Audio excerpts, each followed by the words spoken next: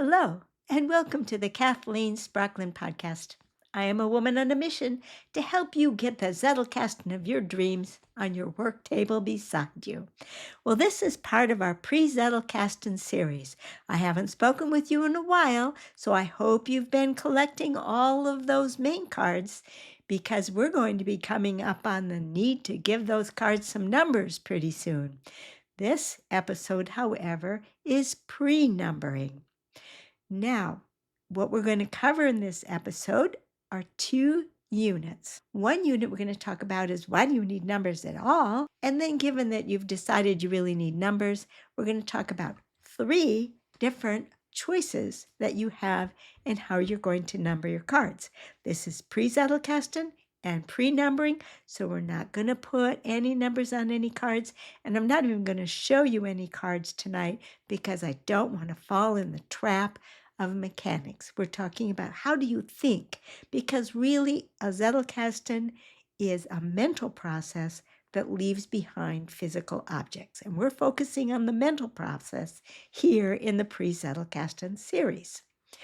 Okay, so why do you need numbers at all? Well, you know you've been putting those taglines on your main cards, and it's so much fun. We started putting two taglines together, and we made some conversations, and it was amazing that we could really just about take any two cards and put them together and get a conversation. Well, you know that shouldn't surprise us too much because you can take people from two different walks of life, completely different, put them in a room together, and if they're reasonably social, they can have a conversation.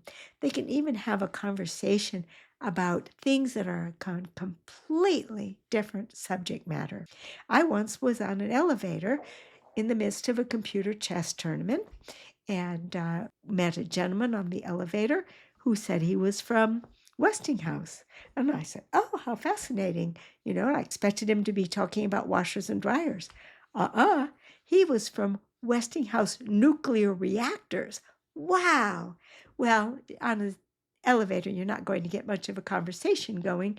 But boy, if we were in a social gathering, I'm sure we would have found something to talk about, even though I was in that hotel for a computer chess tournament and he was there for a completely different reason. Okay, so now why do you actually need numbers on the cards? Well, the challenge is that as your collection grows, and our goal here is before we start numbering to have maybe as many as 25 cards, main cards that you've collected from all of the different areas that you've just been attentive to things going on around you or things you've learned. Well, eventually that group gets too large. You can't really compare every card to every other card for where you're going to place your new cards. And if you dropped them, the order would be all lost. You just kind of feel that you need some kind of a system to put them in order, to remember what order they go in, and so that you can have some kind of a lookup system where you can find a particular card that you got in mind. And so, of course, we're going to find out that we need numbers, and we're going to do an awful lot with them and why we're going to have them and all the different things we're going to use them for. So that means at some point in time, we're going to have to answer the question, what kind of numbers do we want to use? We're going to have trivial questions like write them on the left or write them on the right. Certainly on the top, because as you flip through them, you're going to want to see them on top. Right or left, it makes no difference. Take your pick. But the system that you're going to use for your numbering comes in three flavors. Now, there's more than one system for assigning the numbers too. We're not even talking about that. We're talking about three flavors for the kinds of numbers you want to give your cards. So no more mystery. Let's talk about what I mean when I say there's three possible flavors. Well, we're going to find out that one group focuses on categories. If you have a category system, you're going to want to set predefined buckets for different kinds of things. This subject, this subject, this subject, this subject. Your numbering will include a block of the number.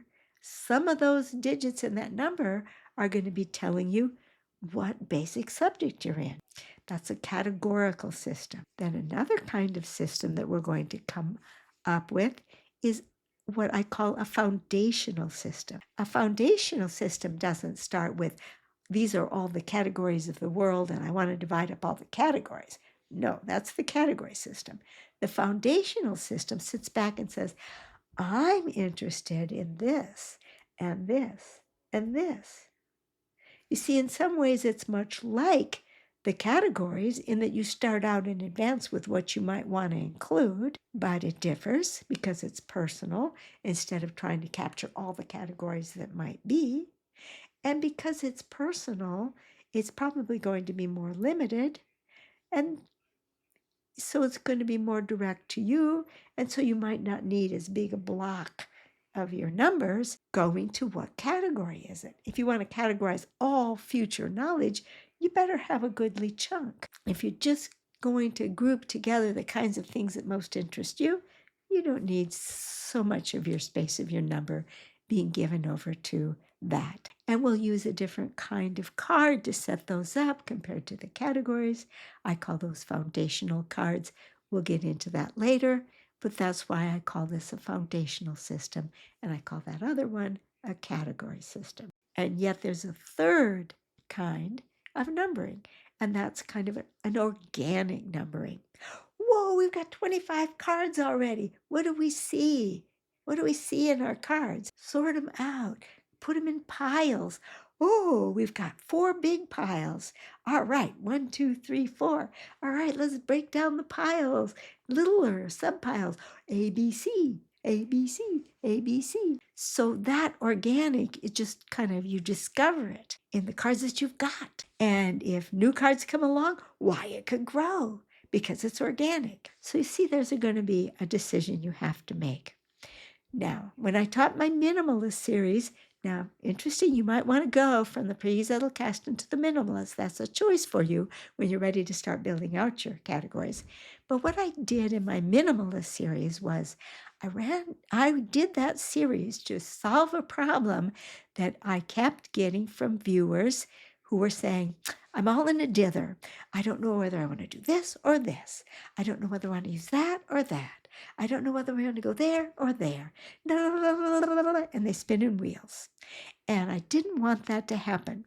So what I did with my minimalist series was I said, okay, I'm going to make the choices for you. You're going to do this, and then this, and then this, and then this. Ta-da! Choices made. Now you can get a Zettelkasten. You can get at least a minimal Zettelkasten on your table. All right. Now you can think about all those other choices and you can make changes. You can grow it in a different way, but at least you've got something on your table working. Well, if that sounds like you, then you might go from this video over to the minimalist series. But if you seem to feel that you really want to keep those options open and you want to explore what those choices might mean, then stay with me in the Pre-Zettelkasten series, because over the next 3 videos, we're going to break down the categories, the foundation cards, and the organic, and we're going to see how they play out differently as we go think about numbering our cards. Pre-Zettelkasten, so it's going to be pre-numbering, but we're going to focus on each of those 3 choices in turn so that you can make an intelligent decision about what will work right for you. If you're worried about dithering between your choices, head on over to the minimalist. I'll make the choices for you. Oh, and by the way, when you get over to the minimalist, if you read one of my choices and you say, I don't want to do that, I want to do this. Great. Great, do it. The only purpose of the minimalist, the only reason I make decisions for you in the minimalist is so you won't dither. If you're not dithering, great. Do it your way. If you're dithering, do what I suggest. And if you want to see the possibilities open up before you make a choice, stick with me. We're going to cover 3 videos about the 3 possible ways that you might number your cards. So in the meantime, start building out those main card decks because you're going to want about 25 of them to practice. All right. See you soon. Bye-bye.